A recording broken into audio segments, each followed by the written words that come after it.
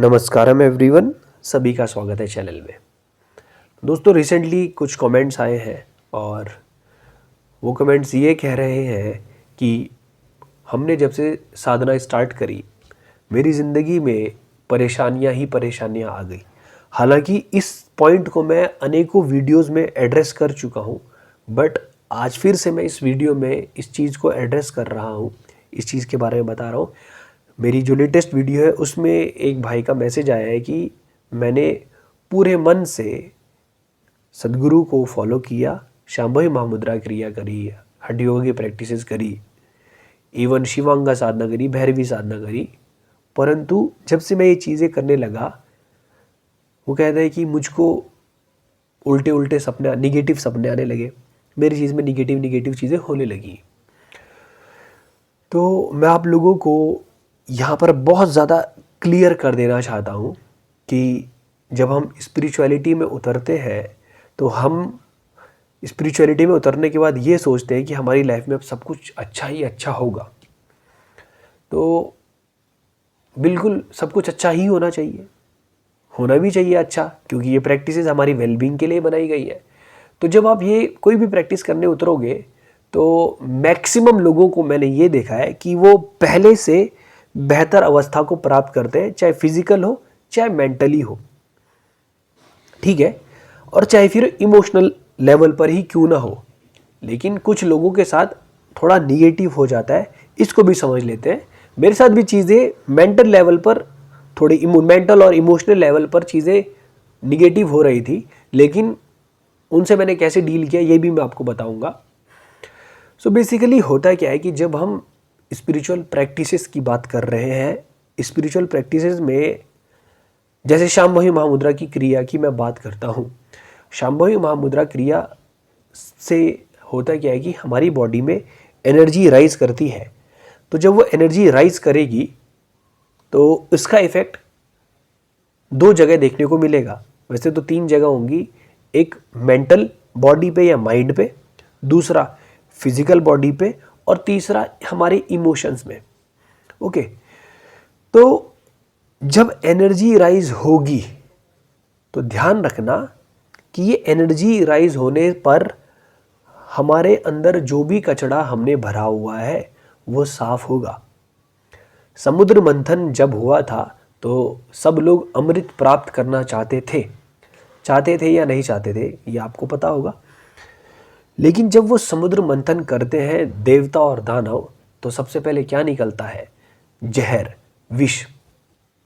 ये कहानी ना, आप जो कहानी आपको सुनाई जा रही है उन कहानियों का आध्यात्मिक अर्थ है कुछ, ठीक है। मैं आगे चलकर इन कहानियों के ऊपर भी वीडियोस बनाऊंगा, बट इस समय पर ये जो कहानी आपको दर्शाई जा रही है कि जब आप अपने मन का मंथन करेंगे तो सबसे पहले उसके अंदर जो भरा हुआ विष है, विष, गुस्सा, रोना, जलन, ईर्ष्या, जो भी आप नाम दो, जो भी चीज़ आपके अंदर ये जहर भरा हुआ है ये बाहर निकलेगा। वैसे जहर क्यों बोल रहा हूँ?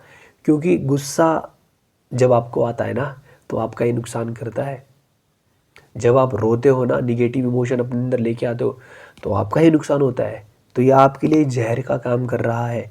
तो जब आप एक आध्यात्मिक प्रक्रिया में आगे बढ़ते हैं तो होता क्या है कि जो भी आपके अंदर विष भरा हुआ है ये बाहर निकलेगा। तो ये हमारे इमोशनल लेवल पे हो सकता है, ये हमारे मेंटल लेवल पर हो सकता है, और इवन हमारे फिजिकल लेवल पर भी हो सकता है। कि क्योंकि आपने देखा होगा कि अगर कुछ लोग बहुत ज़्यादा थॉट्स, बहुत ज़्यादा माइंड में ही फंस जाते हैं तो उनकी फिजिकल बॉडी पे भी उसका इफेक्ट देखने को मिलता है। मैं थोड़े समय पहले किसी के यहाँ रेंट पे रहता था, तो उनके बड़े लड़के की डेथ हो गई थी। तो जो आंटी हैं वो बहुत ज़्यादा अपने लड़के से उनको लगाव रहा होगा, तो बहुत ज़्यादा उसके बारे में सोचती थी। तो मुझे एक दिन ये खबर मिली कि आंटी की बहुत ज़्यादा सोचने से आँख की कोई नस जो है वो फट गई थी।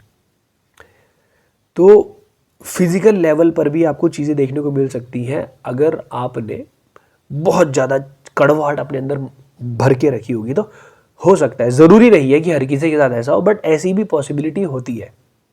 ठीक है, तो स्टार्टिंग में जो कचरा भरा होगा ये बाहर निकल सकता है।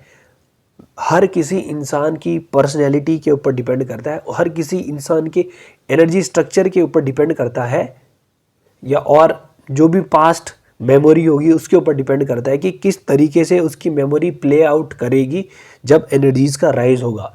हो सकता है कि आपने शांभवी महामुद्रा करनी स्टार्ट करी और आपको स्टार्टिंग में बहुत ज़्यादा ब्लिस महसूस हुआ कुछ समय तक, लेकिन अचानक से एक ऐसा फेज़ भी आ सकता है कि आपको लगेगा कि आप डिप्रेशन वाले जोन में जा रहे हो, एनर्जी लो जैसी फील भी होने लगेगी। ये केवल इसलिए हो रहा है क्योंकि आपकी सफाई हो रही है। जब एक नाली की सफाई होती है तो धीरे धीरे जब आप वहाँ से परतें साफ़ करते हो तो वहाँ से बदबू आती है। जब वो नाली पूरी साफ़ हो जाएगी तब वहाँ से कोई भी बदबू नहीं आएगी। अब आप उसमें जिस तरीके का सेंट डालना चाहेंगे वैसी वहाँ से स्मेल आएगी। तो ये सारी पॉसिबिलिटीज़ होती है कि आपकी एनर्जी आपको बहुत ज़्यादा प्लेजेंट फील करे, ये आप थोड़ा लो भी फील कर सकते हो। लेकिन ऐसे में आप एक चीज़ ध्यान रखना कि आपको अपनी प्रैक्टिसेस को मेंटेन करके रखना है चाहे कुछ भी हो जाए, क्योंकि ये साधना आपको बहुत अंदर से स्ट्रांग बनाती है। मेरे इस चैनल को 3 साल लगभग होने वाले हैं या हो ही चुके हैं। वीडियोस अपलोड करते करते मैं लगभग 650 के आसपास वीडियोस इस चैनल पे अपलोड कर चुका हूँ। ये मैं इसीलिए कर पाया हूँ क्योंकि मेरी प्रैक्टिसेस ने मुझे इतना मजबूत बनाया है अंदर से कि मैं लगभग मेरे चैनल पे इतने सारे वीडियोस और 11,000 जो सब्सक्राइबर हैं वो शायद इसी चीज़ की वजह से हो पाए, क्योंकि मैंने जो भी अपनी साधना थी उनको मैंने कंटिन्यू करके रखा और मैंने ये देखा कि जीवन के हर पड़ाव में मेरी साधना ने मेरा साथ दिया है, मुझे अंदर से स्ट्रांग बना के रखा है। आपको कई कबार हो सकता है ऐसा कि आपका मन ना करे साधना करने का, या साधना की वजह से आपको थोड़ा सा आप प्रैक्टिस कर रहे हो तो आपको फ्रस्ट्रेशन भी फील हो सकता है, बट ये ज़्यादा समय तक नहीं रहेगा, क्योंकि ये फ्रस्ट्रेशन आपने अपने अंदर भरा था, कहीं कचड़ा भरा था तो बाहर निकलेगा, उसे बाहर निकलना ही पड़ेगा। तो क्या पता वो आपको सोते हुए फील हो। और मैं आपको एक चीज़ और बताऊं कि अगर आपको सोते हुए ही ये सारी चीज़ें फील हो रही है, गुस्सा या निगेटिव जो भी हो रहा है, तो आपके लिए बहुत बढ़िया बात है यार कि दिन भर तो तुम्हें निगेटिव या गुस्सा चीज़ें फील नहीं हुई। तुम्हारे जो भी मेमोरी है वो सारी सपने में ही सोते सोते ही ख़त्म हो गई। मैं बड़े बड़े शब्दों का यहाँ पर इस्तेमाल नहीं करना चाहता हूँ, बट आप ये समझना कि आप सोए हो और सोते हुए आपका जितना भी फ्रस्ट्रेशन था, ये बैड एक्सपीरियंसेस थे, वो सब सामने आ गए। आप देखना कि जब कोई साइकेट्रिक मेडिकेशन पे जाता है, मतलब साइकेट्रिस्ट के पास जाता है, तो साइकेट्रिस्ट अगर किसी को काउंसल करेगा तो क्या करता है, उसको उसके पास्ट में ले जाता है और वहाँ से उस इवेंट को बाहर निकालने की कोशिश करता है जहाँ पर उस बच्चे के अंदर या उस इंसान के अंदर वो डर या वो गुस्सा या कोई भी चीज़ उसके अंदर बैठी हो। तो जब आप सो रहे हो तो ये आपके लिए बहुत बढ़िया बात है कि निगेटिव सपने आ रहे हैं, तो क्या हो गया। मेरे साथ कल परसों ही हुआ है कि मैं 3-4 मतलब 2-3 दिन रात को ऐसे सपने और बिल्कुल अनरेस्ट, मैं सो ही नहीं पा रहा हूँ, ऐसा हो गया था। बट मुझे पता है कि ये होता है, ये चीज़ें होती है, ठीक है। तो वो ज़्यादा देर तक नहीं टिकी, अब मैं बिल्कुल ठीक हूँ, मैं आपके सामने वीडियो बना रहा हूँ। तो आपने उन चीज़ों को इतना ज़्यादा सीरियसली नहीं लेना है, दे विल गो अवे, ठीक है। जो क्रिया आपको दी जा रही है और अगर आप सदगुरु के द्वारा दी गई प्रैक्टिसेस कर रहे हो तो 100% आप बिल्कुल सही पाथ पे जा रहे हो। आप बस एक चीज़ ध्यान रख लेना कि जो आप प्रैक्टिस कर रहे हो, आप उस प्रैक्टिस में कोई गड़बड़ तो नहीं कर रहे हो, मुद्राएं गलत तो नहीं बना रहे हो। जो भी चीज़ें आप जो भी प्रैक्टिस कर रहे हो वो प्रैक्टिस के करेक्शन सेशन ज़रूर ले लीजिएगा।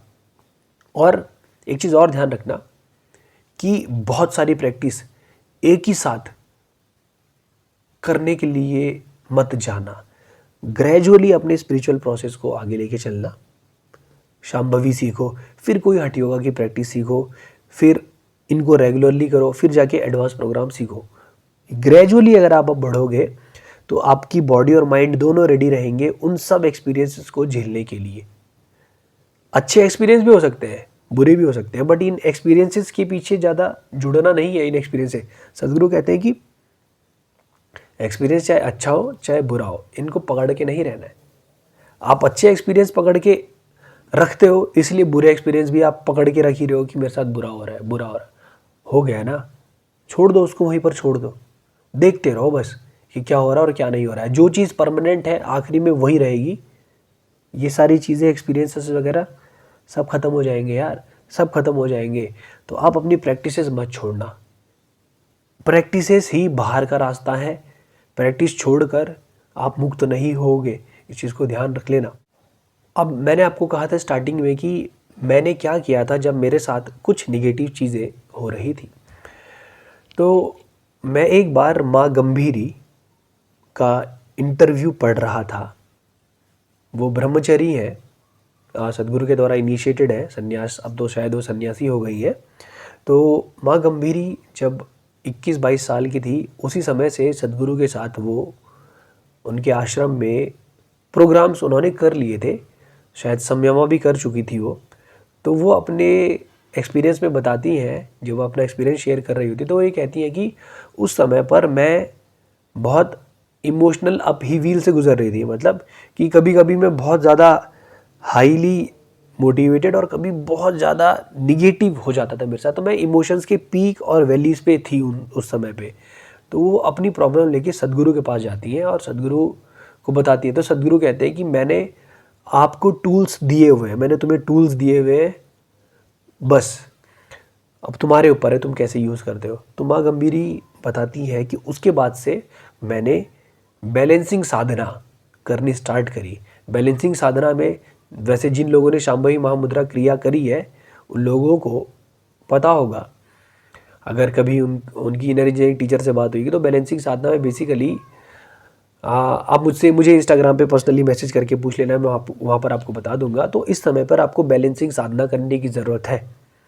बैलेंसिंग साधना अगर आप करोगे, मैंने भी बैलेंसिंग साधना करी थी। मेरे कोई ऐसे वीडियोस उस समय पे अवेलेबल नहीं थी 2019 में जिनको मैं देख कर अपने साथ होने वाली चीज़ों को के लिए सॉल्यूशन ढूंढ पाता। तो मैं डायरेक्टली ईशा में कॉल करता था और वहाँ से जब मेरी बातचीत होती थी तो उन्होंने मुझे बोला कि आप बैलेंसिंग साधना करो। क्योंकि उस समय पर मैं क्या कर रहा था, 2 बार शांभवी महामुद्रा और 2 बार ईशा क्रिया करता था। 2019 की बात है ये। तो मैंने देखा कि इमोशनल लेवल पे कुछ कुछ चीज़ें मैं थोड़ा गुस्सा ज़्यादा करने लग गया था, ऐसा हो रहा था। तो फिर मैंने जो सदगुरु के द्वारा दिए गए 5 पॉइंट्स इनर इंजीनियरिंग का जो क्रैश कोर्स है उसको बहुत अच्छे से करो और बैलेंसिंग साधना करो। बैलेंसिंग साधना जब आप करोगे तो आप देखोगे कि आपकी बॉडी में बैलेंस आ रहा है। ठीक है, बैलेंसिंग साधना अवश्य करें। जिन लोगों के साथ भी निगेटिव चीज़ें उनको फील हो रही है, जस्ट डू योर बैलेंसिंग साधना।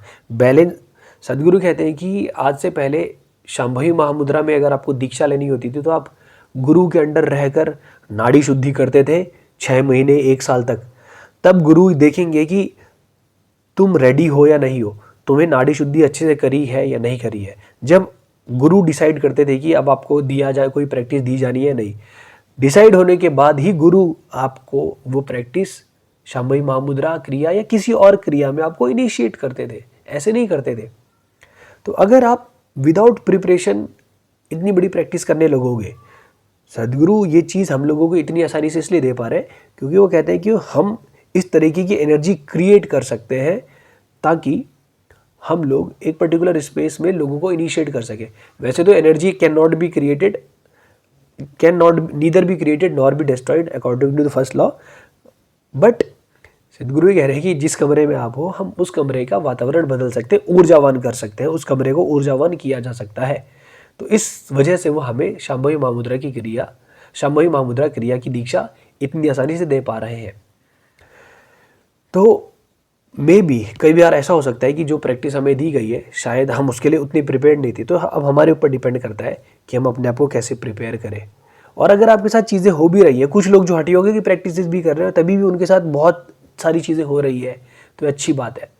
ठीक है, आप थोड़ा और अपनी हठी योगा की प्रैक्टिस पे थोड़ा और ध्यान दें, प्रैक्टिसेस करते रहे, इन्हें छोड़ना नहीं है। अगर आप हठी योगा करने लगे हैं तो बहुत बढ़िया बात है, ये बहुत ही बढ़िया बात है। आपकी बॉडी में थोड़े समय के बाद बैलेंस आने लगेगा, आप हर चीज़ के बारे में आपको पता चलने लगेगा, आपके एक्सपीरियंस से कि ऐसा क्यों हो रहा था ये और ये क्या हो रहा है मेरे साथ, सब कुछ पता लगने लगेगा। सो डोंट वरी, अपनी प्रैक्टिसेस को मत छोड़ना, बैलेंसिंग साधना कंटिन्यू करो, अपनी प्रैक्टिसेस बिल्कुल बिल्कुल भी नहीं छोड़नी। सद्गुरु पर भरोसा रखो, उनकी दी गई प्रैक्टिसेस पर भरोसा रखो, छोड़ो मत किसी चीज़ को।